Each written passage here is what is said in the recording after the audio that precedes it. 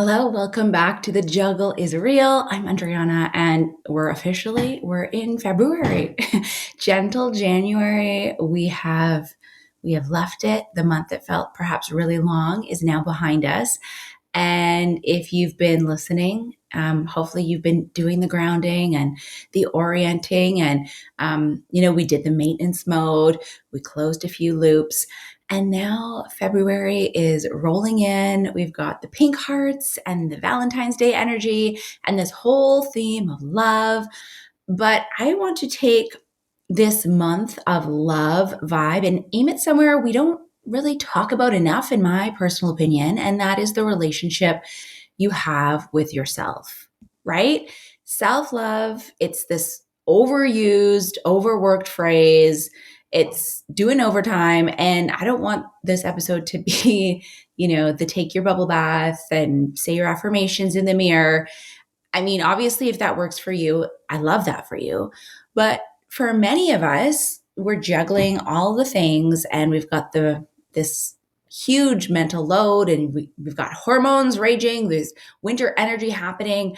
And when I think of self-love, I think, it's all good and everything, but it needs to be something that we can actually use.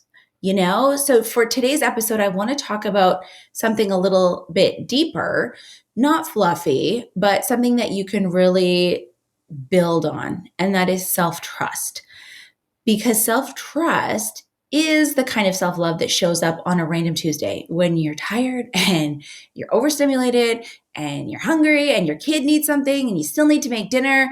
Self-trust is the way you keep your word to yourself, the way you respond to your own needs, the way you stop abandoning yourself, and the way you learn how to read your own signals before you hit a wall. And so we're going to talk about a big wellness trend that's coming up in many places right now. It ties into this so perfectly. It's called body literacy, because this new version of self-love, I mean, for me, it's not just a mindset. It really is learning how to read your body like it's giving you instructions, because it is. And I know I talk a lot about like the whispers that your body gives you and it will turn into screams. And so by the end of this episode, I want you to leave with a quick self-trust audit, a framework for 5 proofs of self-trust, what body literacy actually means in real everyday life. And I want to give you this gentle plan for the week ahead to rebuild trust with yourself without pressure. So if that sounds good, let's dive right in. This is the Juggle is Real podcast.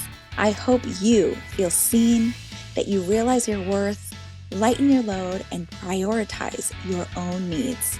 As we hear from leading experts and well-known faces in the wellness, entrepreneurship, education, and motherhood space, I hope you gain insights, proven practices, and learn actionable tools to help you enjoy the juggle of work, family, and everything in between with a little less stress and a lot more ease, joy, and fun. Most of all, I hope you find what you need to simplify, streamline, and supercharge your own journey of better balance and self-love. Are you with me? Let's get started. So we're in the month of February, and I know we've got love all over the place, but if I'm being honest, the self-love thing just doesn't land for me anymore.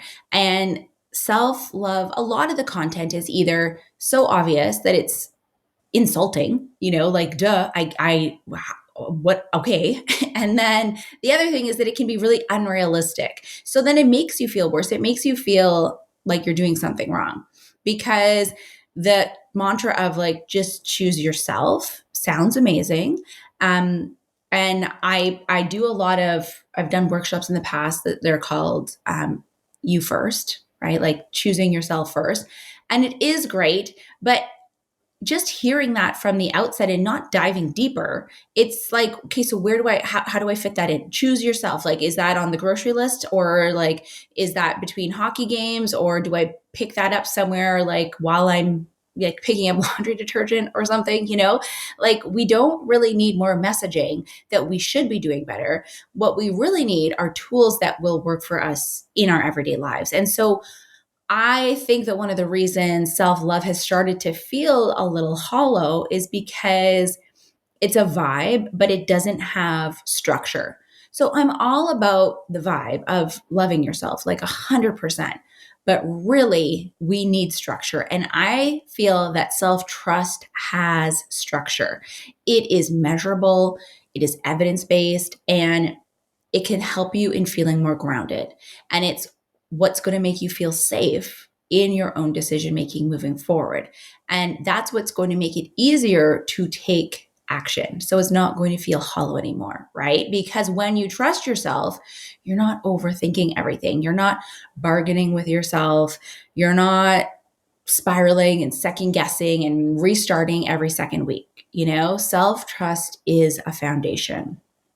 So, on that sort of note of self trust being the new self love, I do want to talk about this trend that I've been seeing more and more that touches on body literacy. So, I've been seeing this pop up more in the wellness world, and I actually really love it because it's not about biohacking and just eat this or just take that and do this cold plunge. It really is about learning to understand your own system. So Elle has literally highlighted body literacy as part of the shift in wellness trends for 2026. And they describe a move towards a more personalized, evidence based wellness, especially as it relates to a woman and her hormones, her stage in life, what different bodies actually need. And so here is what I feel and what I would love to share with you. I don't think body literacy is a trend, maybe the words body literacy, but I've been talking about this for a really long time. And I believe it's a skill, the ability to notice, to give yourself that pause to check in with yourself and interpret your signals, like irritability, like brain fog, feeling anxious, tension in your body, and where is the tension showing up? If you're shutting down, if you're feeling really snappy or reactive, if you just have this urge, you're just like mindlessly doom scrolling and you shouldn't be, it makes you feel crappy, but you're just sort of like paralyzed in the scroll, or you have sort of that feeling like that urge to numb out. You might be exhausted, but then you're wired at night. And instead of judging yourself for those things or trying to ignore it further by doing more of those same things, you're going to read it as information, because body literacy is basically asking the question, what is my body trying to tell me before I hit my breaking point? Like the whispers that I've often talked about. This is where body literacy becomes part of self trust, because self trust isn't just like, I believe in myself. Self trust is, I listen to myself. I give myself the opportunity to tune in, and then whatever I am hearing back through, the various things that I may have just mentioned, it's actually listening and trusting that it's real and it's true and that I can do something about it. So I think when we're talking about self trust, it really just is this notion that we don't have to abandon ourselves and ignore these things. Because the second piece of what I wanted to share today is self consideration.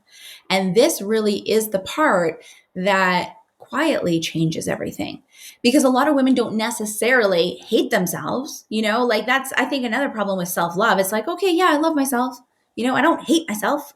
Obviously, like, I'm not out there like criticizing myself overtly. It's not a hate thing.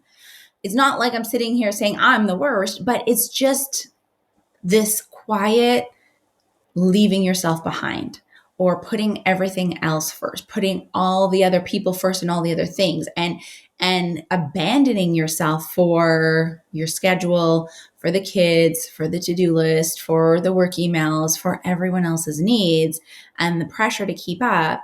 And then at the end of the day, we're like, okay, why do I feel so depleted and so disconnected? And it's because we're not being present in our own lives. So, for this episode, I want to reframe self-love as being self-consideration, meaning I matter too. Like I matter in my own life, and not being dramatic, but really practically. Like I deserve to sit down and eat my food at the table with my family, and they can go get their second helping, or they can go get themselves a glass of water, or they can wait and sit at the table after I've served everyone else and maybe they're already done. Well, they can sit with me and chat for a few minutes, right? Like I can sit down and eat my food before I go load the dishwasher. That's self-love. You know, I deserve to go pee before I take the kids to school. That's maybe a niche one, but like I'm not holding my pee. I'm just going to take a quick pee. That's self-love for me. I deserve to stop forcing myself to do the things that are super draining to me. And that's self-love. So it's less like treat yourself and more don't abandon yourself and your needs. So there is research. I'm not going to just share these thoughts and not have done some research on it. But really, self trust is built through evidence, not motivation. And it's something that I think is so empowering. Most of us think that self trust is a personality trait, like some people have it and some people don't. And that's totally not true, because self trust is built the way confidence is built, through evidence. And in last week's episode, we talked about the work of psychologist Albert Bandura, and we talked about self-efficacy.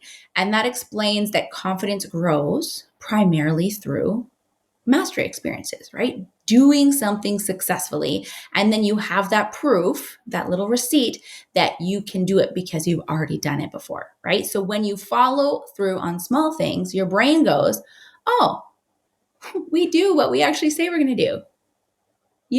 Like, oh, I set that intention that I was going to go for my walk on my lunch break and I did it. Like, oh, I do what I say I'm going to do for me. This is for myself. I do love myself. I do trust that when I am going to do something for me, or say that I'm going to do something for me, that I am going to do it.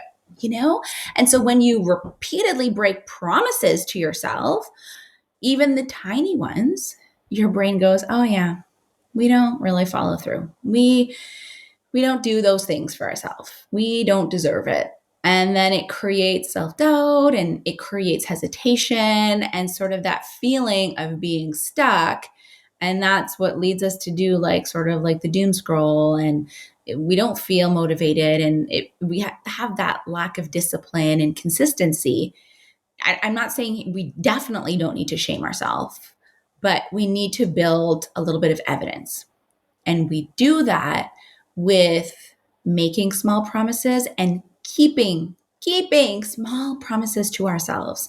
Not massive overhauls, not crazy giant leaps, the little tiny promises that we make to ourselves and keep. So let's pause for a second. Let's do this together. Whether you're walking or driving or whatever you're doing, sitting in the car, relaxing, or I hope you are. I want you to do a self-trust audit. No guilt, no judgment, just like the noticing part. So here are a few questions, and I'll share some examples as well.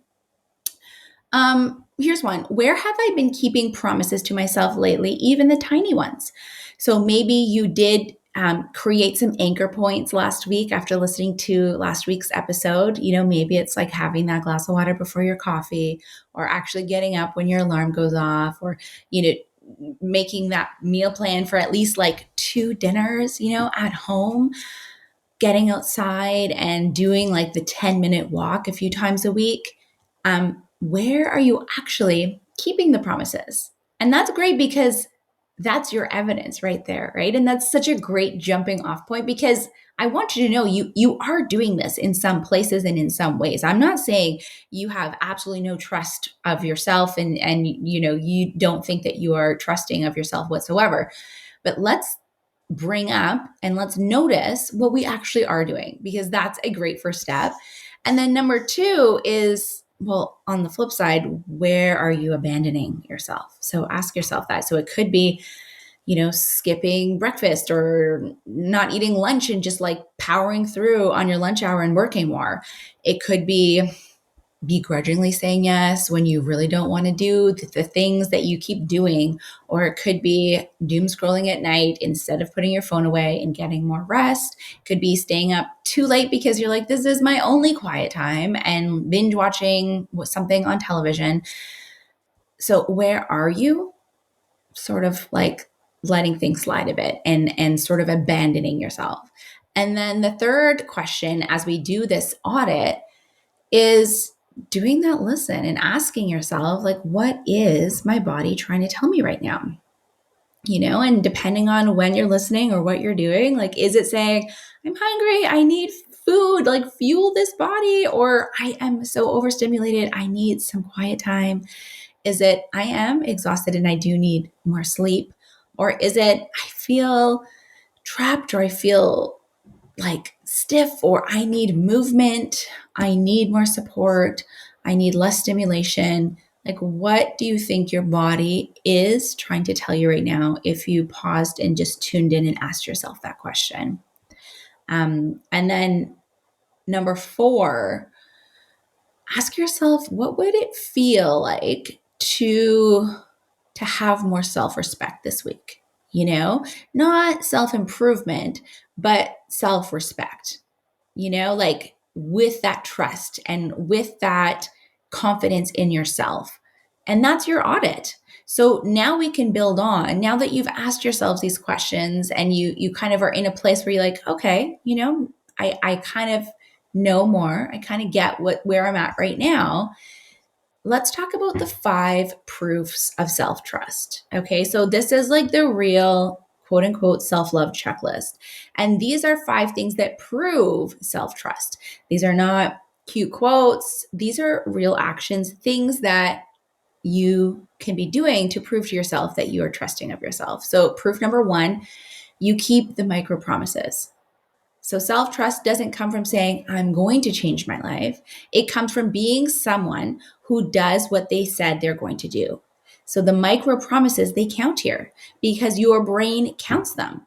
And our good old friend Albert Bandura, his research shows that the mastery experiences are the major driver of self efficacy, meaning your belief in your ability grows when you do the thing. So the micro promise examples: drinking a glass of water before coffee, maybe taking a walk for 2 songs. Like, put your 2 favorite songs on, take a walk for the first one, and then turn around and come back for the second one. It can be 10 minutes of tidying up and doing a quick reset around your home or in your office. Can be having that, extra dose, a scoop of protein with your breakfast, or closing one loop every day, getting into bed 20 minutes earlier, even like a couple times this week. Twice this week, you get into bed 20 minutes before you normally do. And so if the promise is small enough to keep on a bad day, like when you're totally done, then it's perfect. So that's what I would say, the micro promises. Proof number 2 is that you practice self-consideration. So you're considering yourself, right? You stop abandoning yourself. So this really is the heart of it. Self-trust isn't just, I can achieve things, like I can do it. It's, I will take care of me while I'm living my life. So life doesn't stop because you all of a sudden decide, oh no, I need to trust and love myself more. This is like the checklist once a day of like, did I abandon myself today? Checked. Like, did I eat when I was hungry, when I needed to? Did I give myself like that 2-minute pause? Like, did I even sit down today? Did I drink enough water? Did I take like a few deep breaths between my tasks as a transition to the next thing? Or was I like rushing all day? Did I ask for help, or did I communicate that I had a need or needed some help? And it's not high maintenance. This is just the basic care that we all need, right? So that would be proof number 2. You're using that self-consideration. Proof number 3 is you use body literacy to read your signals early. Okay. Like early on, you're checking in early and often. It's not when it's too late. It's not after you're like totally hit a wall and you're sick, you're in the hospital, or you can't possibly do another thing. And this is where this 2026 trend becomes real in your life. Body literacy means noticing. Not, oh no, don't worry, I'm just being dramatic, or oh no, not, don't worry, I'm just, having a lazy moment. It's like, no, I'm overstimulated, or I am depleted, or like I just have so many open loops. I'm not bad at life. I'm not totally unorganized. I just have too many loops open right now. I need to close a few of those tabs. And it's not, I have no motivation. It's I'm running on empty. So, how do I motivate myself on an empty tank? Body literacy turns those symptoms into signals. So, here is a quick cheat sheet. So, your body is signaling that you're irritable. Well, maybe you're hungry. And I just want to actually, before I get into this list, it's like, okay, I do this with my kids all the time, especially like when they were babies and they couldn't really communicate what they needed. I was like, oh, are they hungry? Are they tired? Do they need a break? Are they overstimulated? Do they need quiet time? Do they need more like fresh air? So let's flip this around on ourselves, So if you are pretty grouchy and irritable, do you need a break? Do you need something to eat? Do you need a quiet minute to take some deep breaths? If you're feeling like super foggy and like that mental fog, is there some decision fatigue happening? Is there a lack of sleep that we need to correct a little bit? Are you super tense? Like, are you getting headaches a lot? Your jaw is tense. Is your stress load too high right now? Or do you have that sort of like, all of a sudden you don't even realize that you're just scrolling endlessly? Like, is your nervous system just wanting to numb out? Or are you starting to cry over the littlest things? Is there maybe an emotional backlog or just no margin to be able to feel your feelings? Do you need to talk to someone? Do you need to, get a hug from somebody? Do you need to actually feel your feelings as they're happening instead of having these like sudden emotional outbursts? So this is the self-trust part. This is listening before you crash. And so that's proof number 3. And then proof number 4 is that you protect your energy because you have boundaries in place.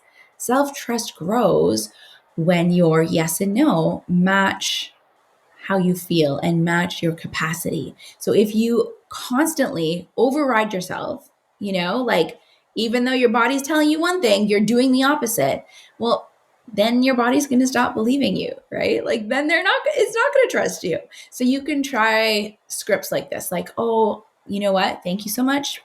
I'm not able to take that on right now. Or, and you say this to yourself, like it doesn't have to be outwardly, right? Like you can be looking at things, options for things to do, or things that could be potentially on your schedule. And you'd be like, no, that's a not this week for me. Like that task is not happening this week. We're going to get to it. Not right now. Or I would love to, it sounds great, but I'm at capacity. Or I'm protecting my energy right now. And I will let you know when I'm, feeling better. These boundaries, I would say it's not harsh, it's being really protective. And just like you're protective of your little baby and their needs and whether they need to take a nap or they need to eat, like be protective of yourself and your energy and your capacity. And that leads us to proof number 5 is that you repair instead of spiral, because self-trust is not perfection. It's not doing all these things so perfectly all the time. It is the coming back to yourself and it is the repair. So the research on self-compassion consistently links it to better psychological well-being and resilience. So this is why the shame spirals is not helping. The repair part does. So here's a 20-second repair. You just say to yourself, like, okay, that was a lot. Just be honest with yourself, like, oh my gosh, like that was so much, like that was a lot. Or like who anyone would feel stretched, or anyone like in my shoes would feel overstimulated right now. Like find compassion with yourself. Or if you are at a place where you maybe can't stop and rest or take a break, it's like, well, what is the next most kind step that I can take for myself? And this is how you stop treating yourself like a test that you're failing. You know what I mean? So I want you to know, like, these are the proofs that you are building more self-trust. And then here's a plan that you can do. This is like this tactical thing that you can actually build, right? And continue to repair. This is where we make it practical. So this week, I want you to choose something. So, like for the next 7 days, whatever day you're listening to this, come on back next week. And I want you to have chosen one micro promise to yourself, one body signal to track. So if there is something that you notice coming on more frequently, like the headaches or the tension or the doom scrolling, like track that. Anytime you feel that need or that come on, let's track that. And then one self consideration move every day. So your micro promise, like we've talked about this, it could be, having something added to your morning routine. It could be doing something towards keeping things more organized, like that 10-minute tidy reset. It could be something that you're doing to support the fueling part of your body. So, like eating an additional serving of fruit and vegetables every day.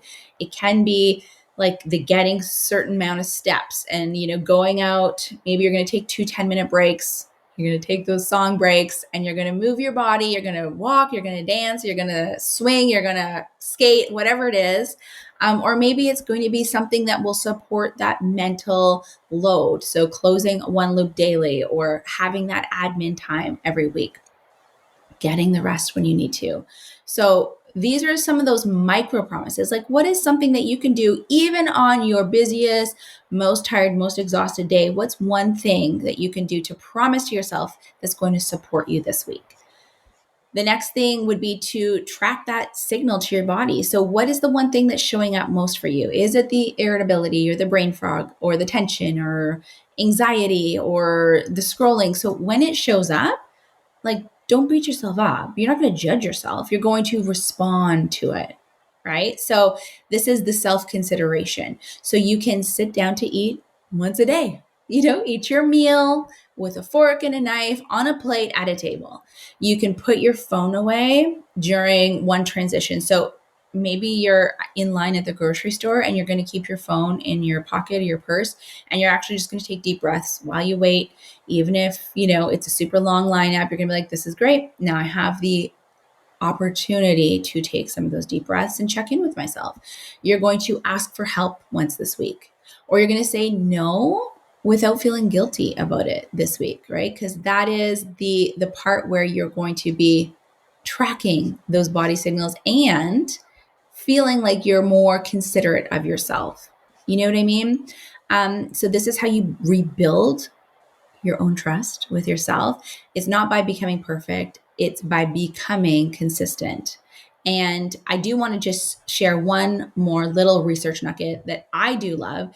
It's not about weight loss, it is about your mood. It's a systemic review and a meta analysis that's been published in the JAMA Network, open on December 2nd, 2024. And it found that higher daily step counts were associated with fewer depressive symptoms.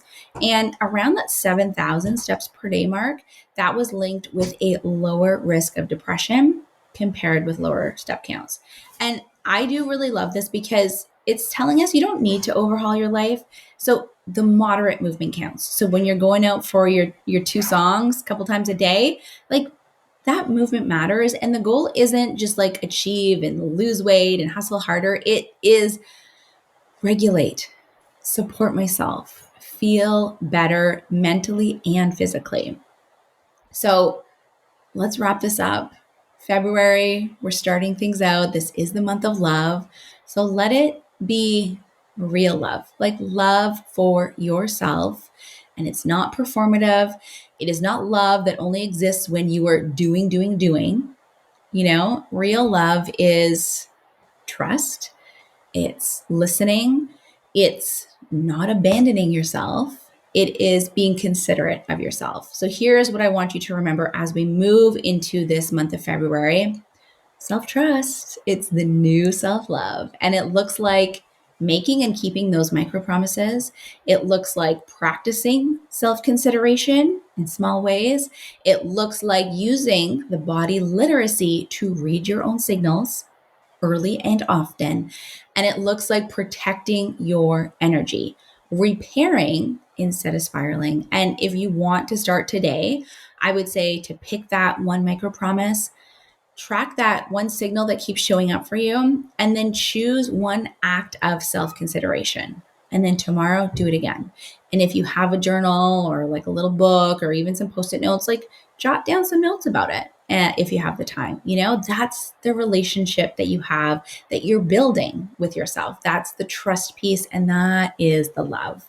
So I want to thank you so much for being here, for listening, and for letting me be a part of your week. If you love this one, if you think this could be helpful for a friend, please share it, especially someone who is just trying to find her footing and trust yourself a little more. And if you haven't yet, I would be so, so, so grateful if you left a quick rating and review. Share the love. It helps more people find this show. And I will see you next time on the Juggle is Real podcast. Until the next one, take good care.